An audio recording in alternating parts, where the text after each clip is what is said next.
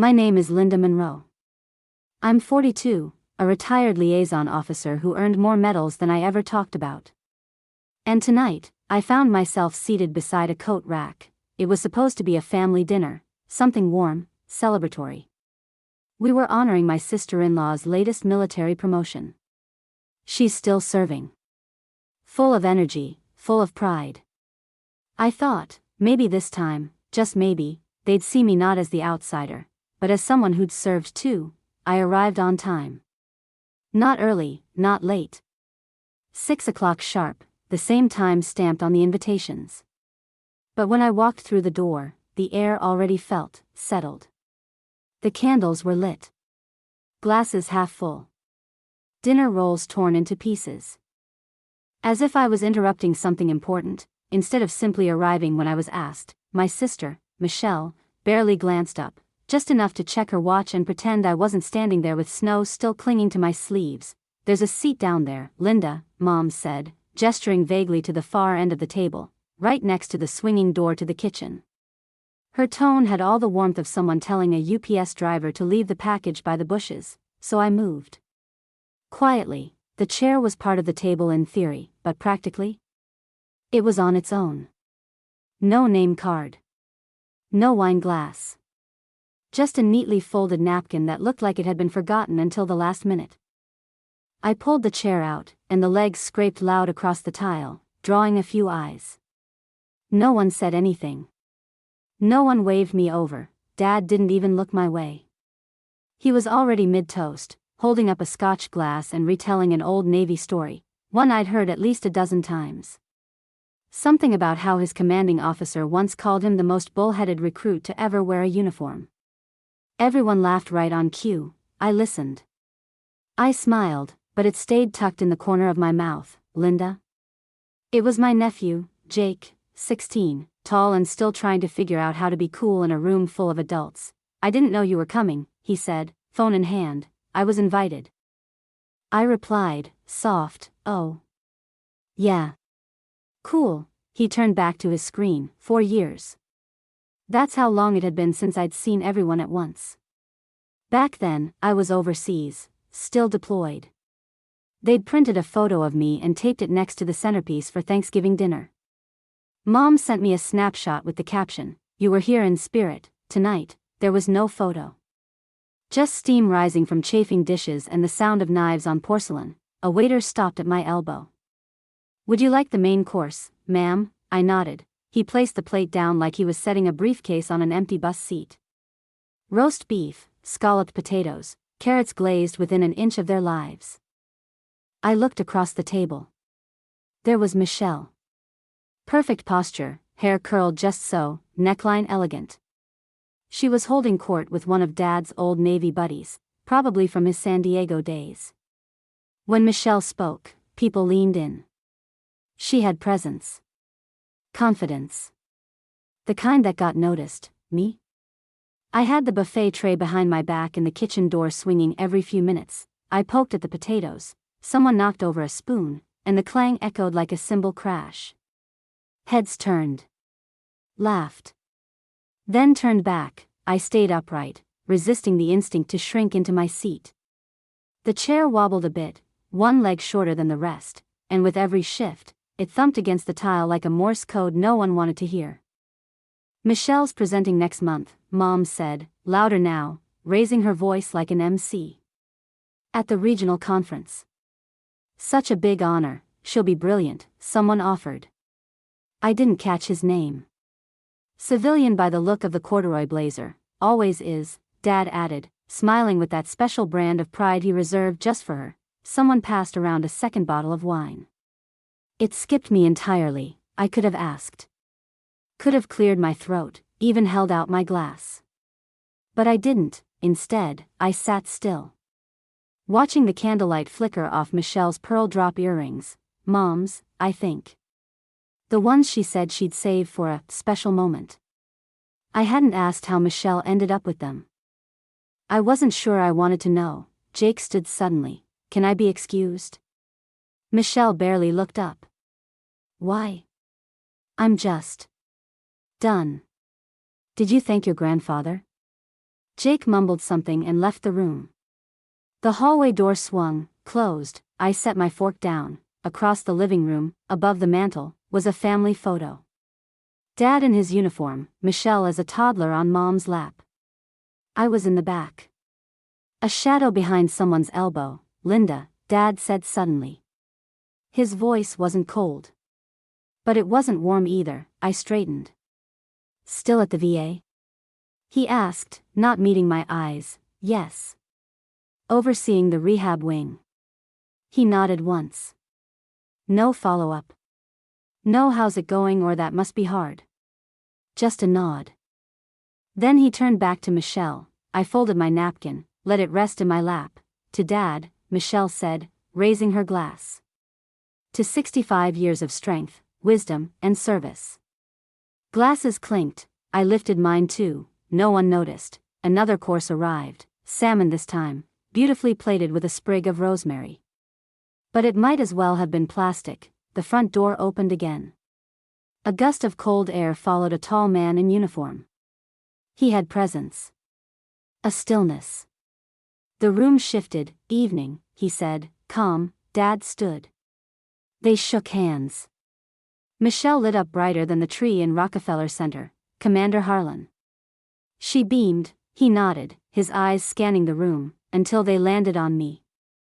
And for 1 second, just one, they stayed, not confused. Not surprised.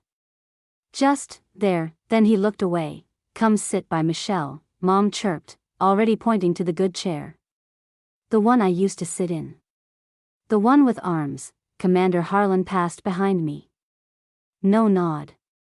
No brush of a shoulder. Just quiet steps. He sat. The conversation resumed. Michelle started telling a story about her last logistics briefing. Someone asked a question about base housing. I looked down at my untouched salmon. The rosemary now felt like a mockery. My phone buzzed once. A text from Jake. Can I go home now? I didn't reply. Instead, I stood quietly and whispered, I'll go check on him. No one stopped me. No one said a word. I left the dining room behind, the clinking glasses and stories of medals and merit, rooms full of noise that never quite reached me. Jake was curled up in the sunroom.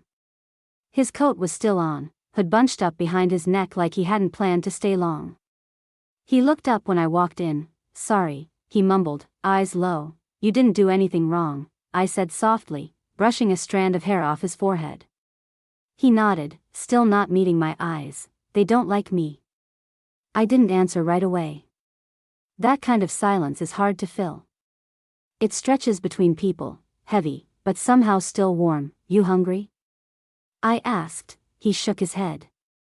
Not for their food. I gave a small smile. Me neither. He leaned his head against my arm. Through the glass door behind us, the dining room was still flickering with candlelight and conversation. They laughed at something. Michelle raised her glass again. Commander Harlan leaned in to listen, and me, I wasn't part of that story. Not anymore. We stayed in the sunroom a while, just the two of us. No noise. No performance. Just peace. The next morning, I woke to a different kind of silence, the kind that buzzes in your ears and reminds you what's missing. I sat on the edge of the guest bed, rubbing my temples. The room smelled faintly of rosewater and old linen, one of Mom's hosting scents. Jake was still asleep, curled under the quilt, one sock half off. I didn't want to move. But downstairs, the house was already stirring. I heard Michelle's voice first, clear, commanding. She was always up early. Always making herself visible. I slipped into a navy sweater and jeans. No makeup. Hair pulled low. I didn't want to be seen, but I didn't want to look like I was hiding either. When I entered the kitchen, Michelle didn't glance up. She stood at the stove, flipping pancakes in Mom's old cast-iron skillet like it was her birthright. Mom sat at the island, scrolling through her tablet, sipping her coffee. Dad wasn't there. Commander Harlan wasn't either. Good morning. I said. No answer. I crossed to the sink and rinsed a cup. The silence stretched just long enough to sting. Then Michelle, from behind me, flat voice. You're not gluten-free anymore? I turned, surprised. I never was. She gave a faint smile. Right. That was before the yoga phase. Mom chuckled softly. Half amusement. Half approval. I didn't respond.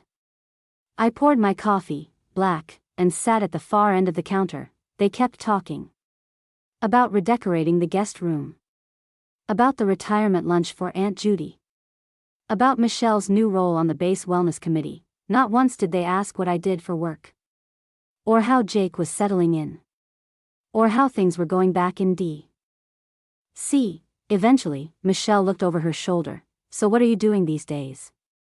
The way she said it, it sounded like she was asking about a hobby. I manage transition programs, I said. For veterans. Help them reintegrate. Mom hummed. That's nice. I stirred my coffee. It matters.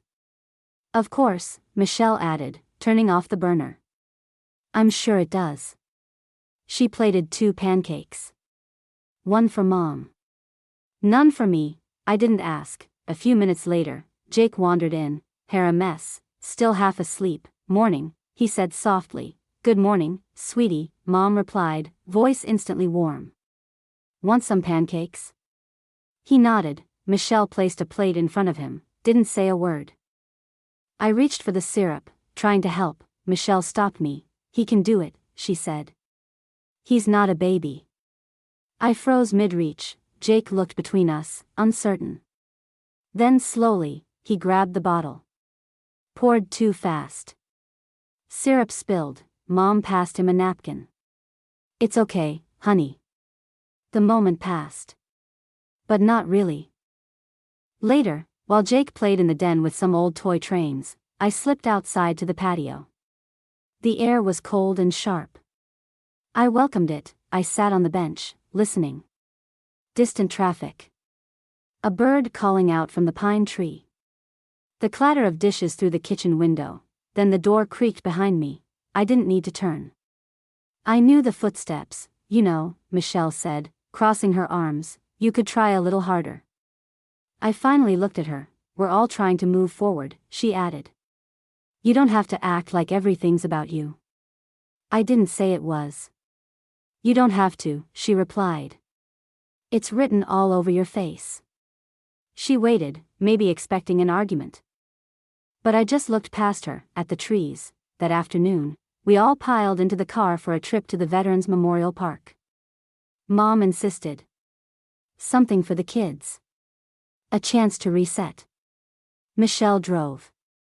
Of course, I sat in the back with Jake.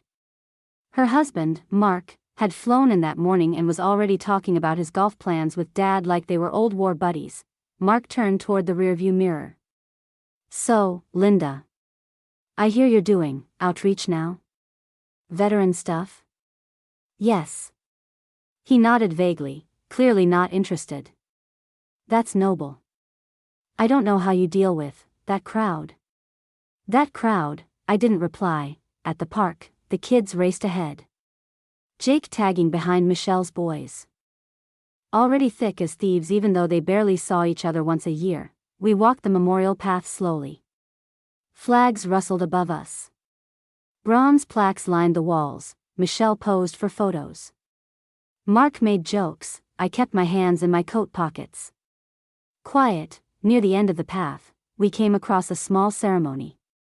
2 men in uniform folded an American flag, handed it to a crying woman. Mid-60s. Alone, she didn't make a sound. Michelle whispered something to Mark. They turned away. I stayed. I remembered my old commander. The one who taught us how to hand off a flag without fumbling. Who said, you serve in silence.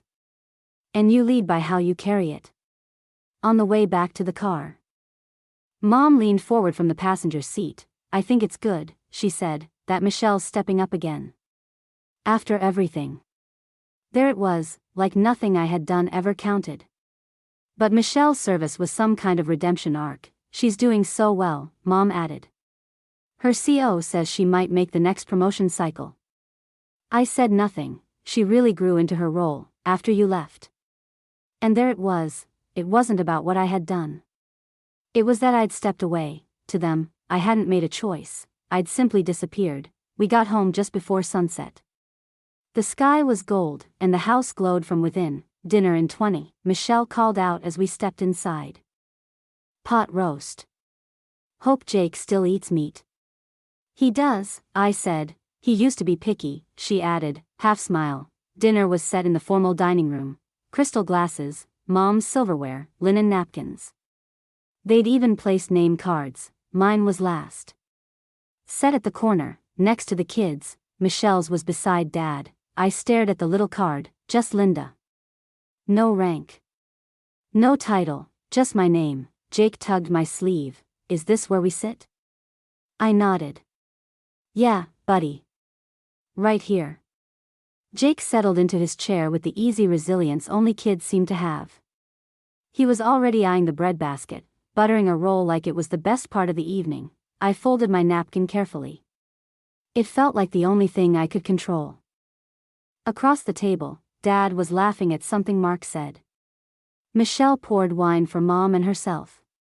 No one asked if I wanted a glass. No one even glanced my way. They didn't ask about the medals Jake had once found in my drawer, or the years of service I'd packed neatly away in a shoebox marked "too much for dinner" conversation. The longer they talked, the more invisible I became. The conversation turned toward Michelle's deployment, how she'd streamlined a base supply chain. How her commanding officer had called it the smoothest rollout in years. Mark beamed. She's the real deal, he said, raising his glass. There was a round of polite applause. Even Dad nodded in admiration. I stared down at my plate. The pot roast was dry. The potatoes were cold. Jake was carefully cutting his meat into tiny pieces, his face serious with concentration. Then, as if on cue, Mark looked over at me. So, Linda. Still doing those support services? I lifted my eyes. Yes. No one followed up. No, what does that mean? No curiosity. The silence that followed felt like a stone dropping into a shallow pond, brief, but it rippled. On the wall behind Michelle, a photo caught my attention. Her graduation from officer school. Our parents flanking her proudly, both beaming. Her cap crisp, smile wide. There was no photo of mine. I graduated quietly. No family present. Just a folded flag. A firm handshake, and a deployment the next morning. That moment existed only in my memory. Dad leaned back in his chair, patting his stomach. You always were good at organizing things, Michelle, he said fondly. Even as a kid. Mom laughed. Remember her notebooks? Color-coded. Everyone chuckled. I didn't. I remembered staying up late retyping her essays when her printer jammed. I remembered helping her sort those notebooks when she was too tired to do it herself, but none of that made it into the dinner story. Then Mom turned to me. You're still living in that, what is it? A converted duplex? I smiled politely. It's an apartment now. We've got a garden space. She tilted her head. Must be cozy. Cozy. A kind way to say, small. I caught Michelle watching me. She looked away quickly. Jake leaned toward me. Mom, he whispered. I think they're being rude. I reached under the table and gave his hand a gentle squeeze. It's okay, I murmured, but it wasn't okay, not really, because there's a kind of rudeness that doesn't need to raise its voice. It just skips you.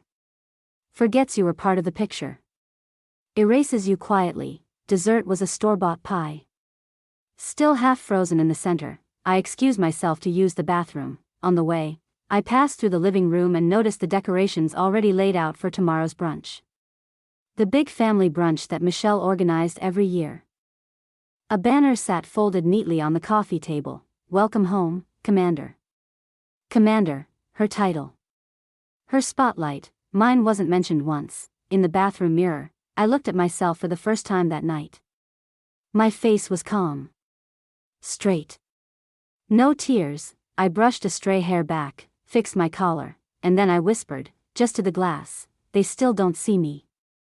The reflection didn't argue, it just stared back, steady, unblinking. I didn't sleep much that night. Jake curled up beside me in the narrow guest bed, snoring softly. One hand tucked under his cheek like he used to do when he was little. The room was tight. No decorations. No welcome sign. Just white walls and a candle burned halfway through. Michelle's kids had their own rooms. Even the dog had a name on the wall. We didn't. At dawn, I slipped outside to the backyard. The air was cold enough to bite, but clean. Honest, I walked toward the garden, rows of neat herbs and vegetables. Michelle's handiwork, I was sure. I crouched near the rosemary. Ran my fingers across the leaves. I used to plant rosemary too. Before deployment. Before the medals. Before the silence, the door creaked. Dad, he stood a few feet away, coffee in hand, wearing the same old navy sweatshirt he always did in the mornings. You're up early, he said, so are you. A pause. Brunch is at 10, he added. Michelle wants everything set up by 9:30. I nodded. She's always been organized, he said. Not unkindly. Knows how to rally people. I know. Another silence, then quietly, he asked, how long are you staying in town? Just through the weekend. He shrugged. Probably for the best. Things get crowded around here. He didn't mean it to hurt, but it did. I stood up, brushed off my hands. Don't worry, Dad, I said, meeting his eyes. I won't take up much space. I walked past him and back into the house. By mid-morning, the brunch setup was in full swing. The dining table was extended, dressed in navy and gold, the colors of Michelle's command unit. Her medals were laid out beside the punch bowl. Her seat was at the head of the table.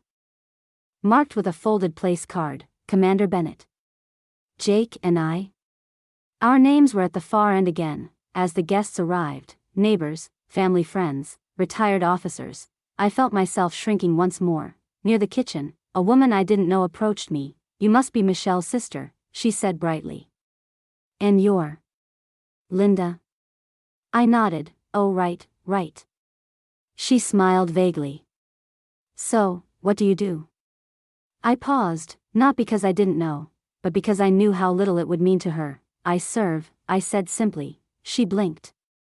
In what capacity? In uniform. She laughed softly, like I was joking. Then realized I wasn't. She touched my arm. Well, good for you. I always say women should follow their own little paths. Little, that word stuck like a thorn. As I turned back toward the table, I felt the air shift again. The clatter of forks. The sound of clinking glasses. Michelle standing, raising hers. A toast was coming. Jake nudged me. They didn't even ask what you do, Mom. I gave him a small smile. That's okay. Because I knew what would happen if I told them. The room would change, eyes would widen. Conversations would stall. Laughter would fade. They didn't want that, so I let it pass, and watched, once again, as Michelle took center stage. After brunch, most of the family drifted into the backyard where Michelle had arranged a little photo station, balloons, a backdrop with gold lettering. Commander Bennett, A Hero's Journey. Jake and I stayed near the fence. Far enough to watch, close enough not to be rude. Michelle posed with Mom and Dad, then with her kids, then with a group of officers. She looked radiant, cap under one arm, posture perfect. Jake watched quietly, then whispered, "Should we go up there?" I shook my head. She didn't ask us to. He kicked a pebble. They always forget you. It's like they only remember her. I didn't answer. Not because he was wrong. But because he wasn't. Across the yard, a man in a gray blazer approached Michelle. He smiled wide, gesturing with a beer bottle in one hand. "She's just amazing," he said. "You've done your family proud." Michelle laughed. "Thank you. I had a great example growing up." "Oh, your dad?" She paused, smiled again. "No. Just not my sister, that's for sure." The words weren't shouted. But they were loud. I was 10 feet away. Jake was right beside me. He looked up at me, eyes puzzled. "Did she mean you?" I didn't flinch. It's okay. But it wasn't. She didn't need to say that. I had already stepped aside. Already let her shine, but she needed more. She needed me erased, and in that moment, something stirred in me, not anger. Not pride. Something steadier. A refusal to disappear. Later, as guests began packing up, I saw Dad standing on the deck, thumbing through his phone. I approached slowly. "Dad," I said. He looked up, mildly surprised. "Oh. Linda." His voice always carried a hint of startle when he said my name. Like he forgot I was still there. "I'll be leaving tomorrow," I said. "So soon?" I nodded. "Jake's got school Monday." He sipped his iced tea. "You've always been responsible." "That's commendable." Commendable. A word that meant pleasant but not remarkable. I didn't ask for praise, I wanted to say. But I didn't. He looked down at his shoes. "Michelle's got a ceremony next week. Real formal. Lots of brass. She's nervous." "She'll do fine," I said. "She always does." I turned to leave, then he said, soft, almost to himself, "You could have had that life too. If you hadn't stepped away." I stopped. "I didn't step away," I said quietly. "I was reassigned."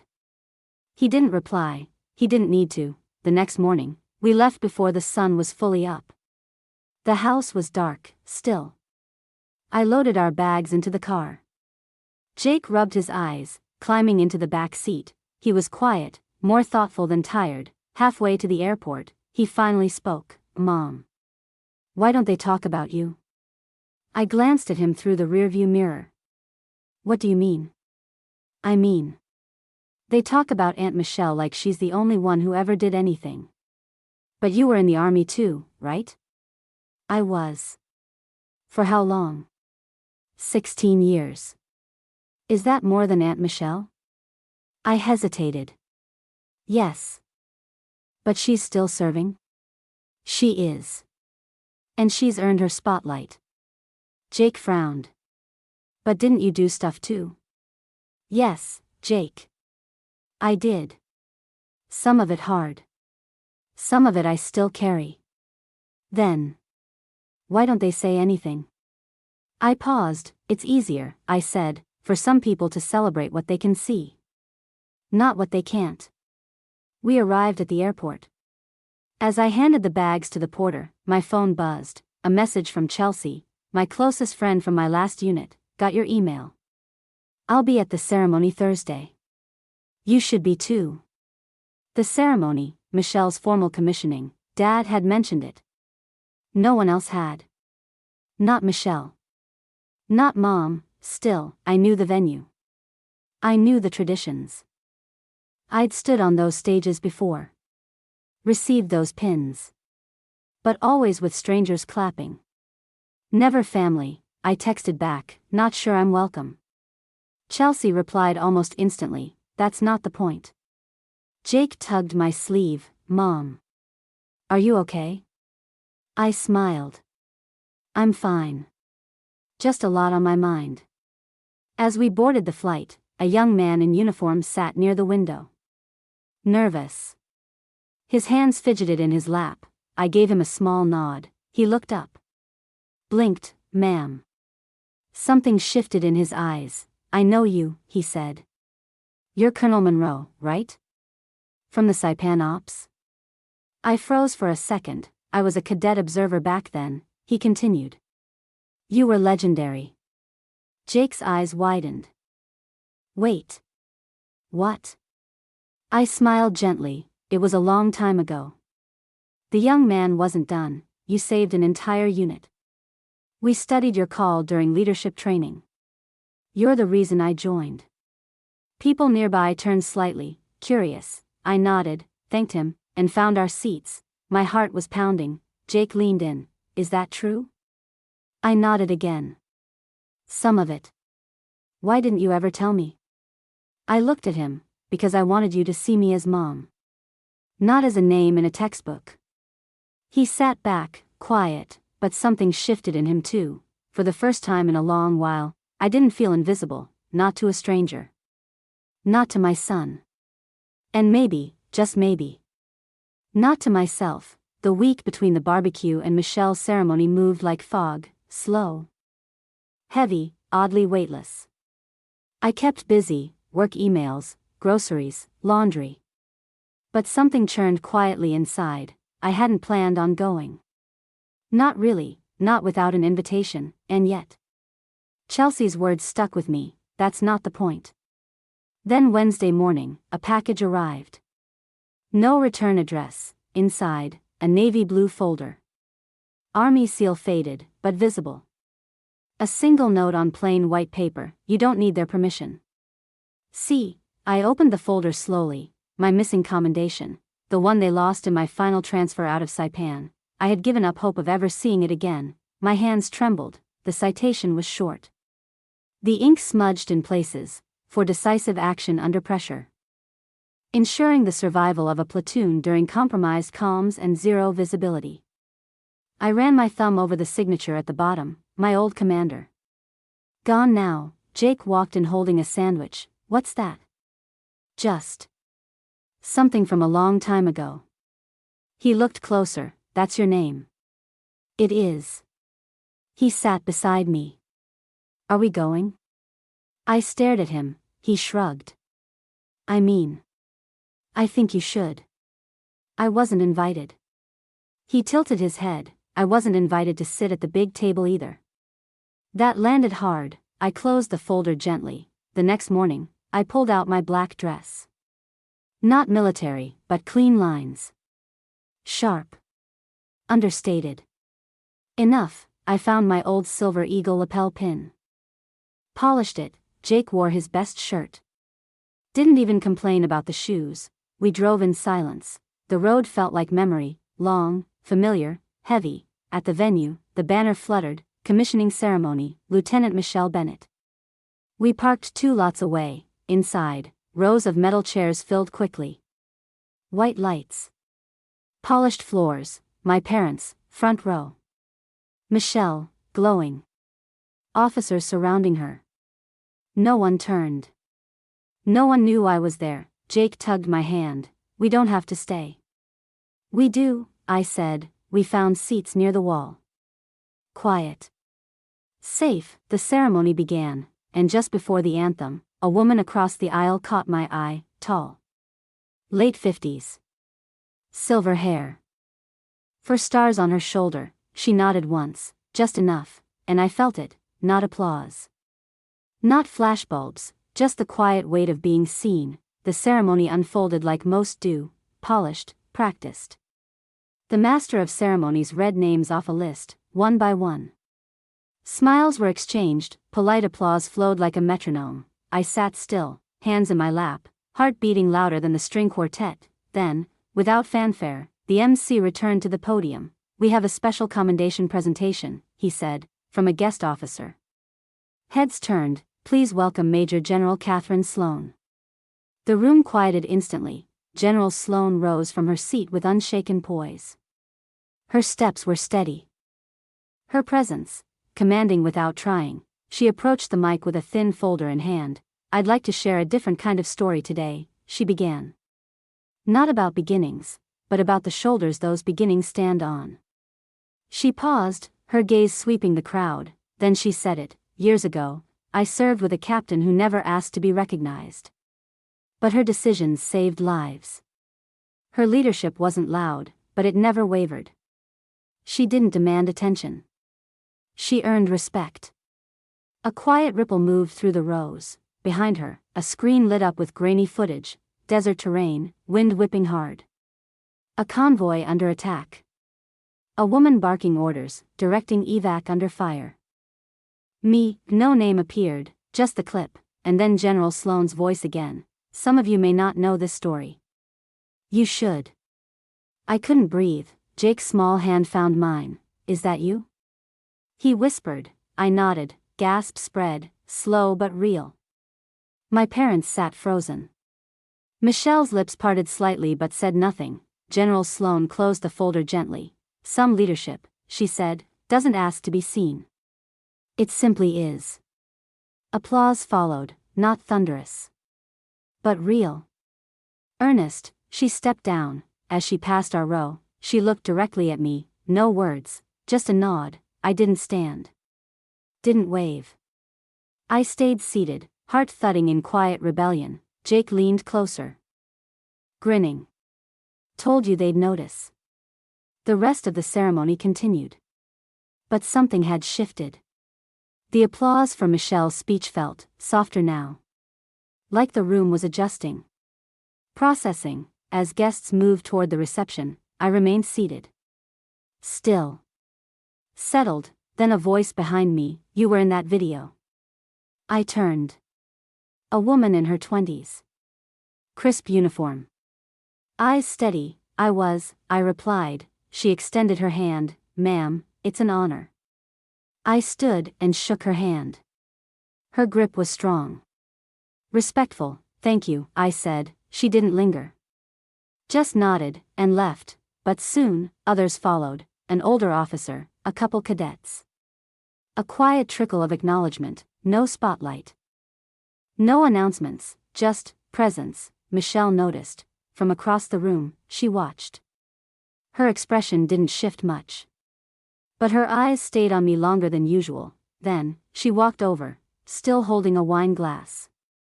Still composed. "I didn't expect that," she said. "No," I said. "You didn't. Did you know they were going to show that video?" "No."